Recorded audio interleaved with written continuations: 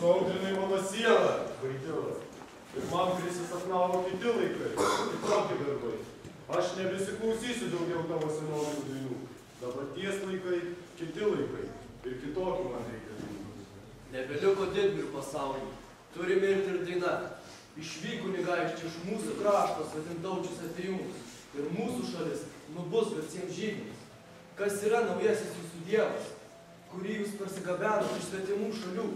Juk jis tasai, kuris vokiečiais pjudė mūsų šalį. Dėl jo jūs paniekinote savo tėvų dievus. Kam kunigaikščiai tai padarė?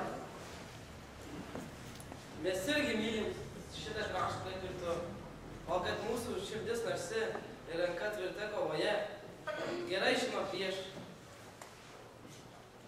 Kam jis susidraugavo su vokiečių lenkų dievu? Mes draugavome tam, kad mūsų nebesurtų. Mažai mūsų beliko kraujo, sielos mūsų nuvartų. Ateis laikai, kurių tu dar nenujauti, vaidilas. Ir suprastas vaidilas net ir tokie kaip ir tu. Jie sudės dainas apie mūsų darbus.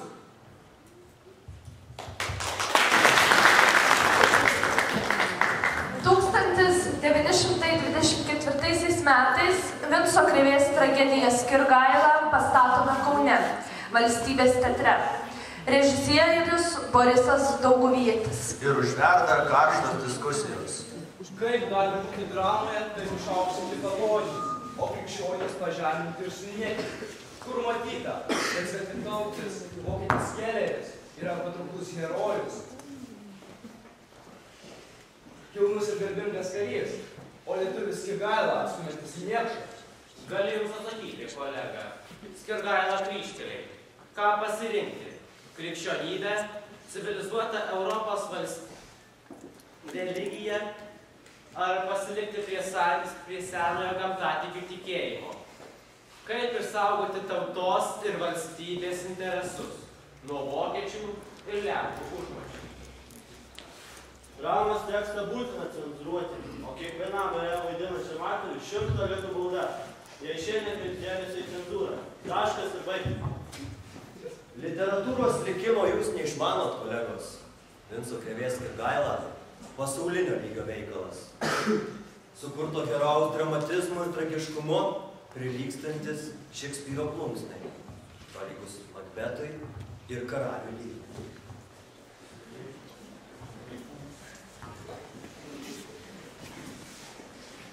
Vincas Krėvė nutraukė bičiulystę su prezidentu Antanu Smetona. Taip, ne. Ima bendradarbiauti su kairiaisiais rašytojais, komunistinio pogrindžiu. Taip, ne. Nuolatos lankosi Sovietų ambasadoje Kaune.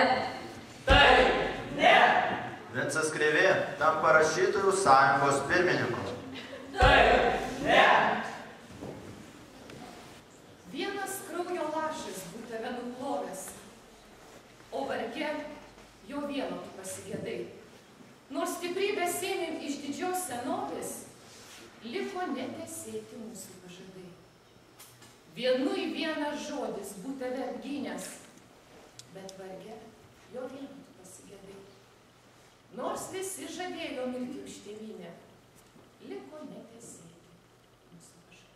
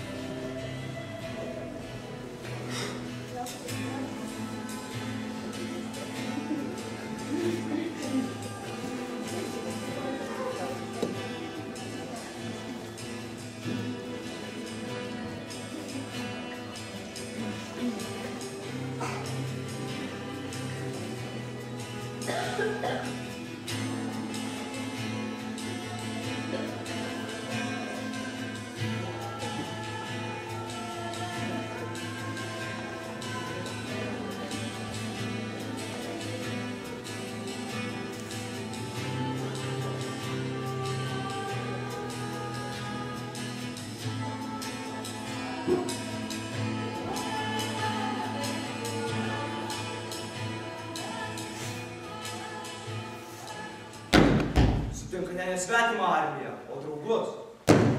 Draugas Stalinas, Lietuvos atžvilgiu, neturi jokių paslėptų kėslų, tik nori apsaugoti Lietuvą. Nori, kad naujoji Lietuvos vyriausybė būtų lojali Maskvai. Kam Steponėmis Gerčiui? Esate nustatytas užsienio reikalų ministru. Tamso žodžiu, neišdrįs nepasitikėti. Imsite avansą. Kada nors skolą grąžinsi.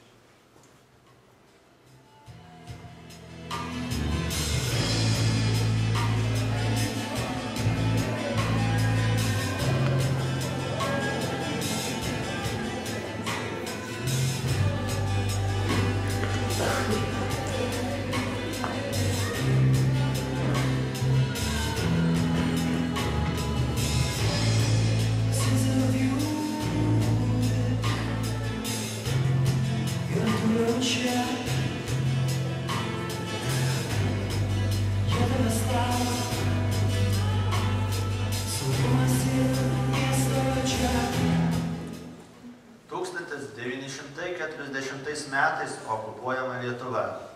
Vincas Krėvė Maskvos paskiriamas liaudies vyriausybės vadovu.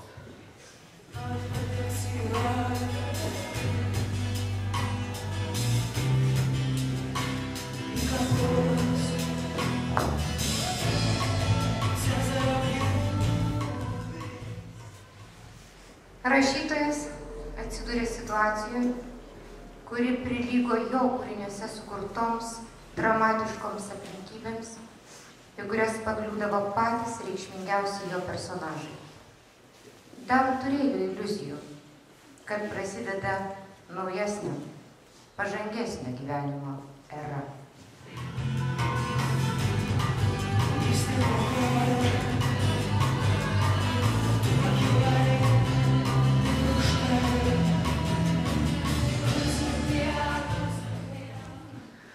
Sovietiniai emisarai pasirinko žymųjį rašytoją ir politiką kaip dekoraciją krašto okupacijai pridengti.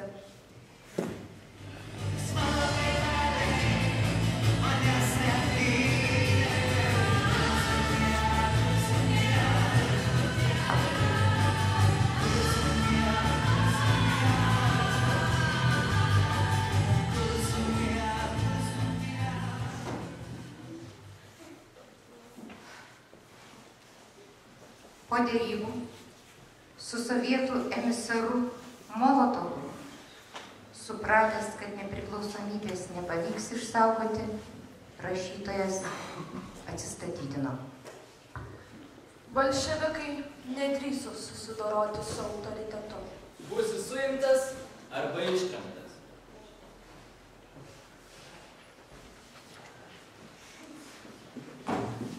Tūkstantis 940 metais, spalio 1 dieną, Vincas Krėvė tampa lituanistikos instituto direktorius. Kolaborantas! Taip! Ne! 1941 metais rašytojas tampa pirmuoju Lietuvos mokslų akademijos prezidentu. Kolaborantas! Taip! Ne! Į tremtinių vagonus patenka ir viena rašytojų sesuo. Rašytojas čia buvo bejėgis. Iš sudužusio laivo nešaukia. O dangau, tėvo ranką ištiesk. Leisk išplaukt tiem, kur plaukia, melsdami tavo tėvo vilties. Iš sudužusio laivo neliko nieko. Nieko, be skausmo raudos. Kas to rauda, kaip rožių vainiką, tau už gyvastį naują paduos. Iš sudužusio laivo skeveldrų, išblaškytų plačios vandenuos, išklausykit dangau mūsų maldą už kaltes prarastosios dienos.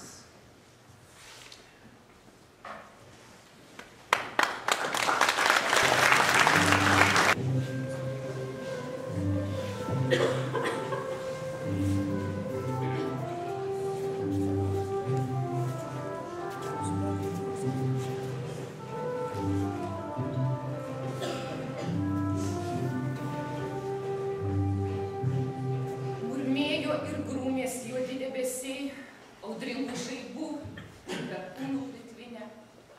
Ir tu neramiai audros gando klausai, nuvarginta mano tėvynė.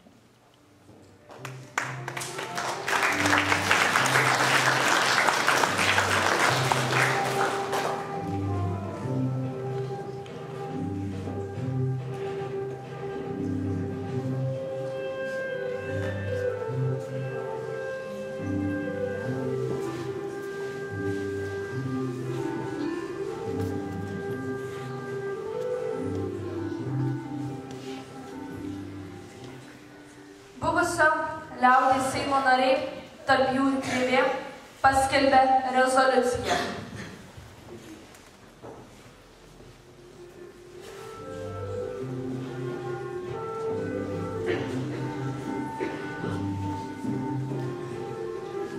Joje atskleidžia neteisėtus Sovietų Sąjungos veiksmus ir klastingą Stalino propagandą.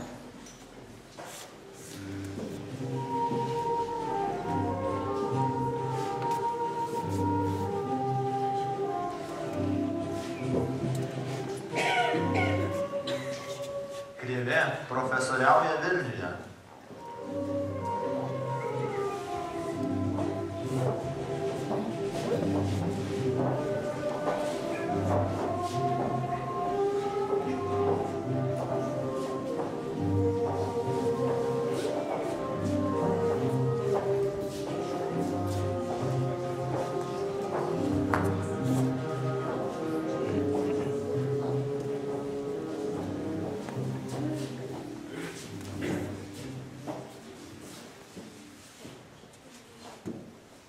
Tūkstantis 943 metais Vilniaus universitetas uždarytas.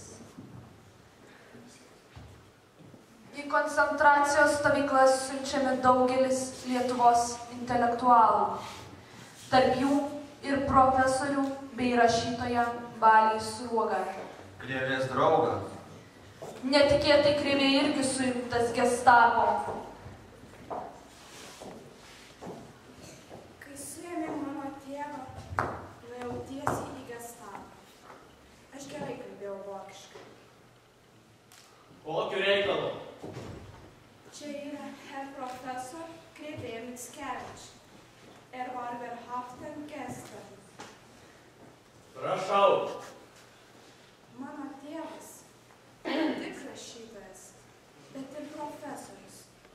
Jį kaltina, kad jis bolševikas, o bolševikai jį nutarė sušaudyti. Jo vardo Rusijoje negalima ištarti, o čia jūs jį norite sušaudyti. Gerai, bravo. Mes paleisime jūsų tėvas, o sušaudysime tas, kuris jį skundė. Kai tėvas sužinojo, kad juos sušaudys, atsakė man. Nėra ko čia jaudintis, vienu kotletu mažiau suvalgysi. Dukrai Onai Mošinskienei pavyksta išvaduoti tėvą. Rašytojas su žmona slapstosi nuo Gestapo kaimuose. Tėvas slapstosi Panemunėje. Tavo mama gyveno su mumis Vilniuje. Ir tėtis sprogimai mieste. Grįžtam Kauna, turim bėgti. Svarbiausia